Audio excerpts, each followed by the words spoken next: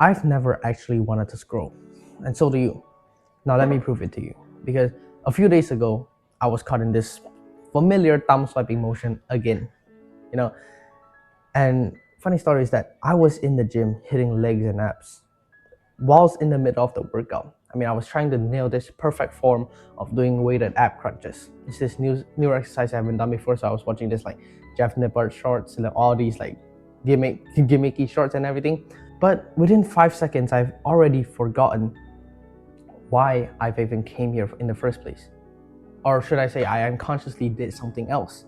Because the muscle memory I have when I go onto YouTube and click shorts is incredibly scary. I'm not even kidding, because I immediately went to shorts when I clicked on YouTube.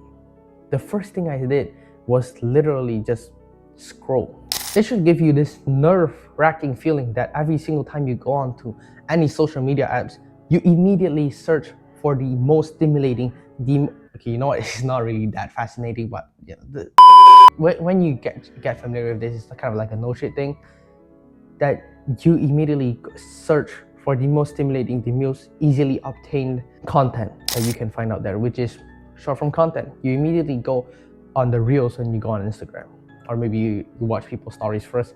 You immediately go to shorts when you're on YouTube.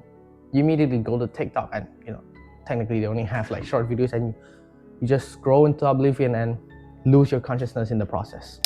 It was about after 10 scrolls or so when I rebounded from that, and I quickly, just snapped myself back to reality and went to go back to what I was searching for, doing the weighted ab crunches, and the rest is history.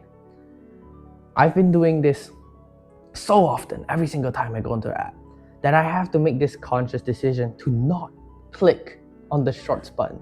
The reason is simple, because the geeks behind all these algorithm bullshit, they spent their life perfecting, getting to know you, knowing what you like.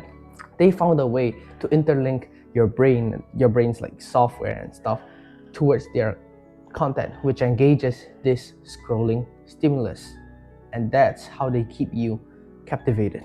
Now, this part of the brain that I was talking about is called the amygdala. I brought that up in a few times in the past videos, but it basically is this part of your brain which processes information, which is particularly fear and pleasure. When we scroll, we don't really know what comes next, what the next piece of content will look like, if it's going to be a funny one or just a boring cliche short next. And this is usually when the last short before bed comes in. You just find yourself scrolling on bed sometimes, and you're like, okay, last short, and now I'm gonna go sleep. My bedtime's here. But of course, that isn't the case. Or five more minutes, 10 more minutes. I'm gonna sleep at 8:15. Oh shit, it's already like 8:17. 8:20 hits. Let's just make it 8:30, and then the process just keeps repeating itself. We are unable to bear the thought of leaving something that could potentially be useful or amusing, to say the least. The thought of leaving something that might be rewarding is just unbearable. The same feeling as gambling. Yeah, because who knows, the next one might be funny, the next one might be a boring short. We are willing to give up our consciousness in order just to get like these instant dopamine for us to pleasure it ourselves at the moment. And what better way to get humans hooked to their phones, scrolling their life away, than the element of surprise itself? Because this is where the surprise dopamine comes in.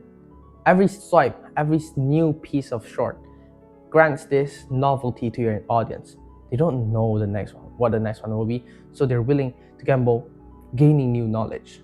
Every new short is a surprise. We love surprises. We want to be surprised with new knowledge, with this new style of whatever bullshit this era is gonna come up with.